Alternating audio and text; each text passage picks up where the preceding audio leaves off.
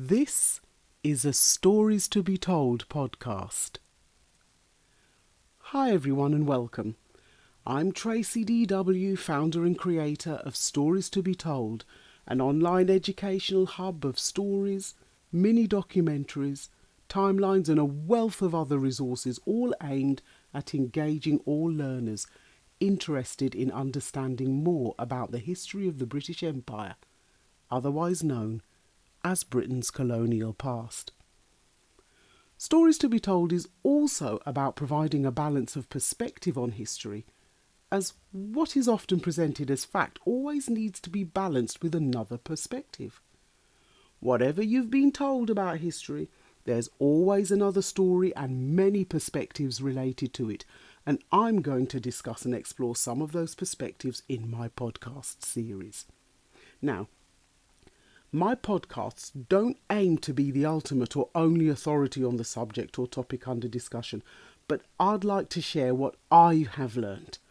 I hope it will provide enough information to stimulate your curiosity to find out more by beginning your own learning journey about the subject and decide for yourself if history is a matter of fact or perspective.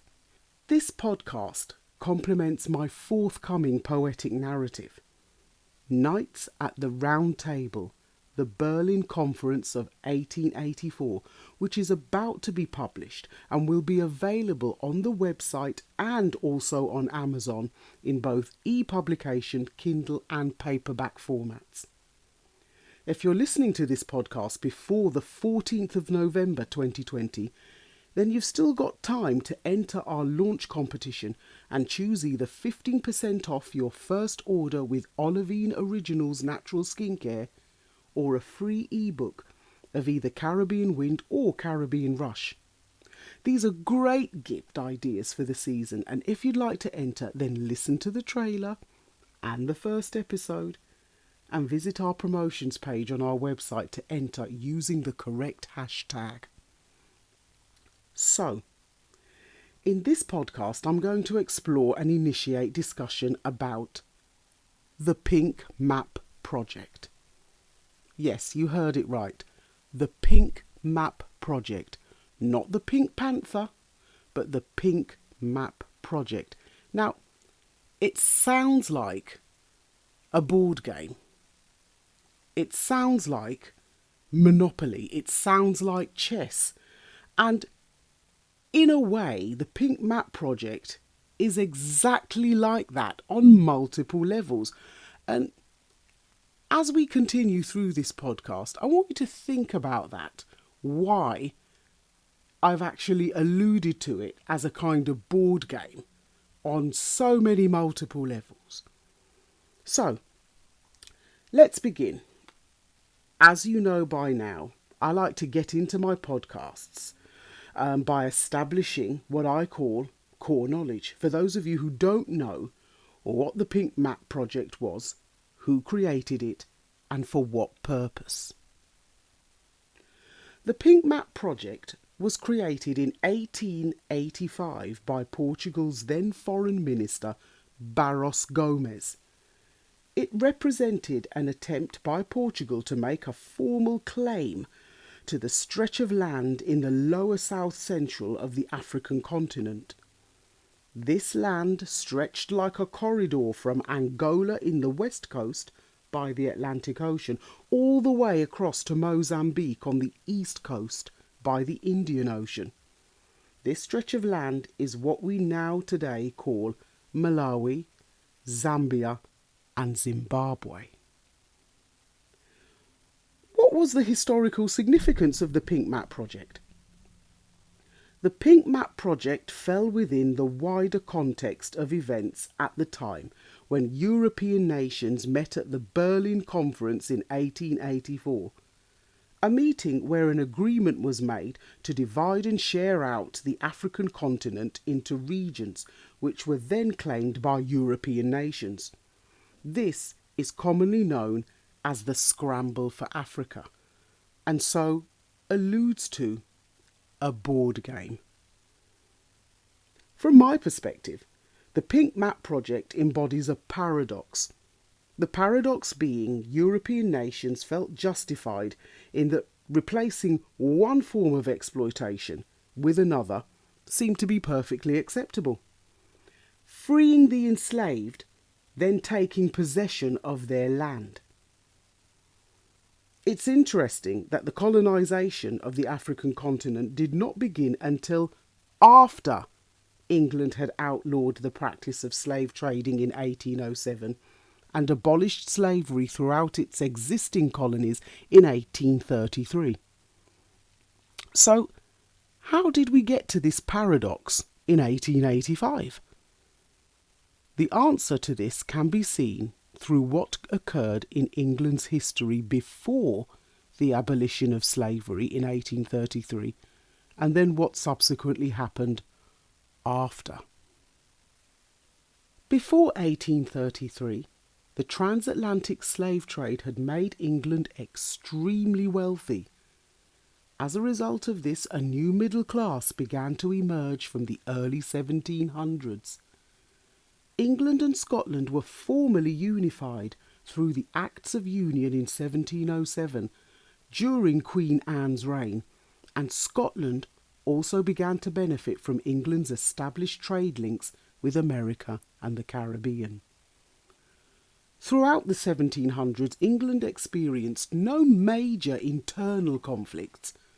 The real drama was played out through the monarchy and events which happened overseas. Queen Anne's death in 1714 brought to an end the reign of the Stuarts and the beginning of the Hanoverian monarchs, which I like to call four Georges and a William.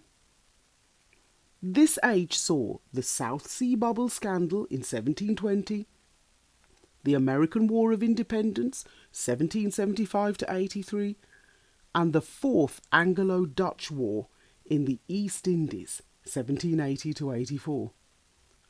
This last event led to the domination of the Indian subcontinent by the world's most powerful corporation at the time, the British East Indies Company. Back on English soil, Parliament was becoming more of a ruling force due to George I's inability to speak a word of English, and through its Prime Minister, its first Prime Minister, Sir Robert Walpole, and every Prime Minister thereafter, developed a formidable navy and passed legislation to protect its territories and trading interests abroad.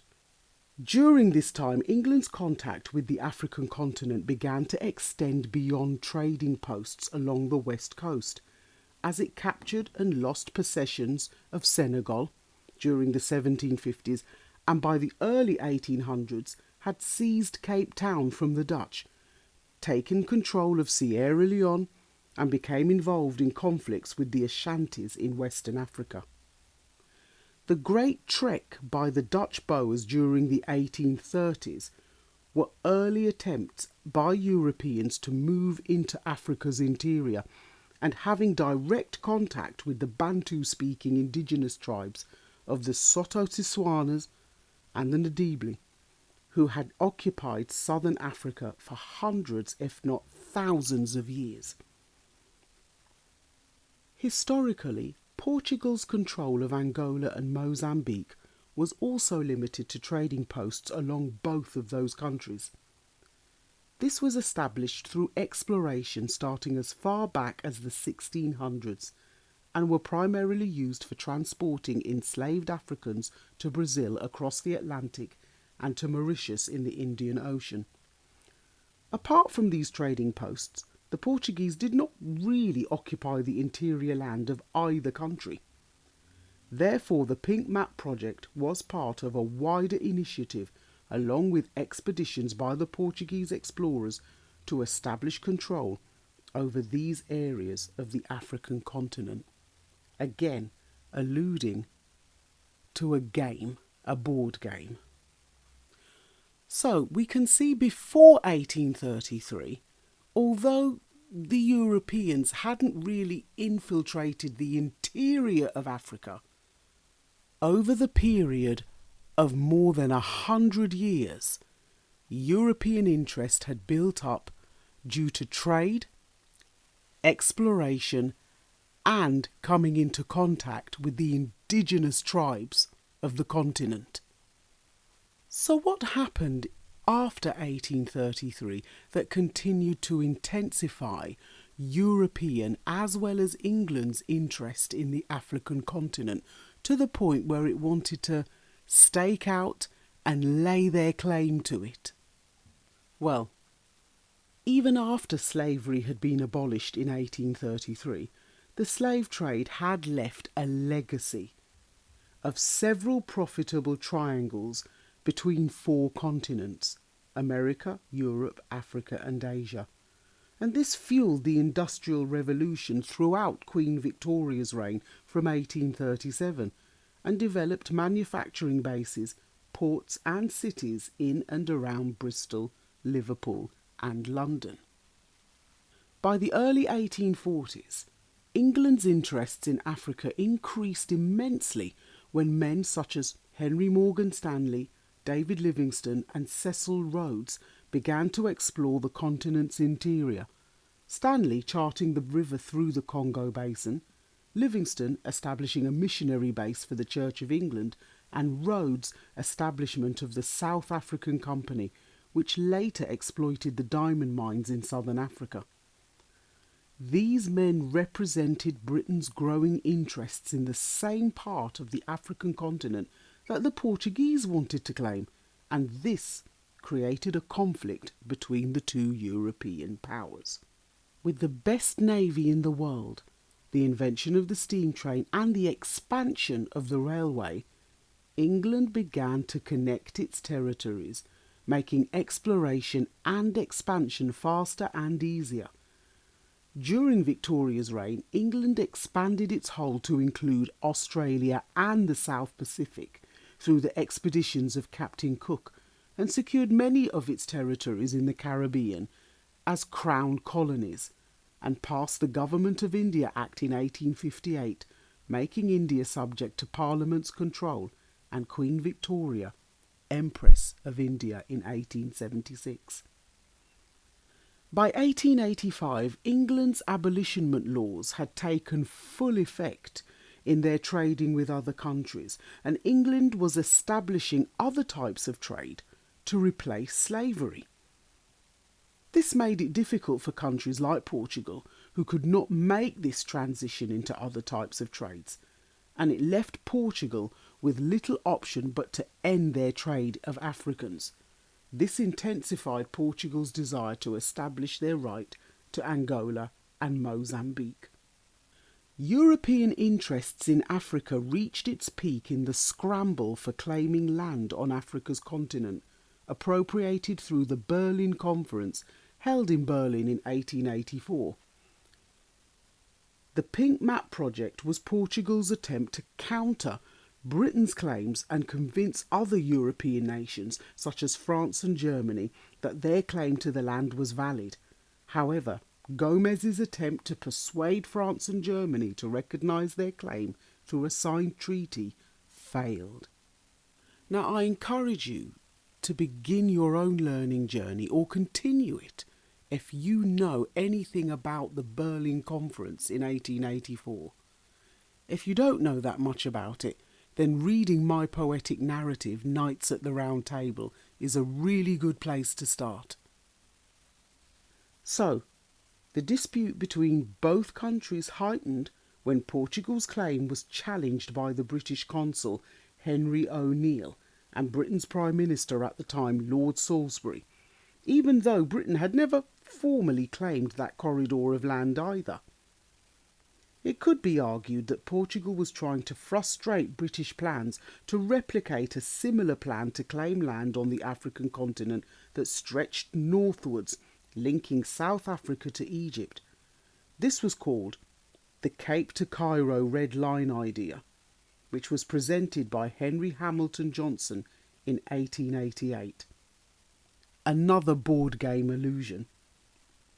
But this was presented 3 years after the Pink Map project. So was it Britain that was placing a spanner in the works? You can look at a current map of Africa showing the colonies to see what was eventually claimed by Britain and Portugal. The Berlin Conference required disputes to go to arbitration, but Britain point-blank refused due to the fact that a previous arbitration it had with Portugal back in 1875 went in Portugal's favour. Portugal's suggestion of a joint administration was rebuffed by Britain's demand for a bilateral treaty. This treaty saw Britain willing to grant Portugal only the right to link Angola and Mozambique by building a road, railway line and telegraph line along the northern bank of Zambezi, which Portugal refused. Things came to a head when Portugal's military occupation of what is now known as Zimbabwe, as well as their treaties in its eastern province Manicaland in 1884 and 89, prompted a British response. On the 1st of November 1890, Lord Salisbury issued an ultimatum demanding the withdrawal of Portuguese soldiers from this area. Was Britain now claiming land that it hadn't previously acknowledged? A new treaty signed by both countries on the 11th of June 1891 saw Portugal give up Manicaland in favour of gaining more territory in the Zambezi Valley, being allowed to navigate on the Zambezi and Shire rivers, but with no special rights along the northern bank of the Zambezi. This finally ended Portugal's aspirations for the Pink Map project and the awarding of Manicaland to Britain, eventually ending the dispute between the two European countries.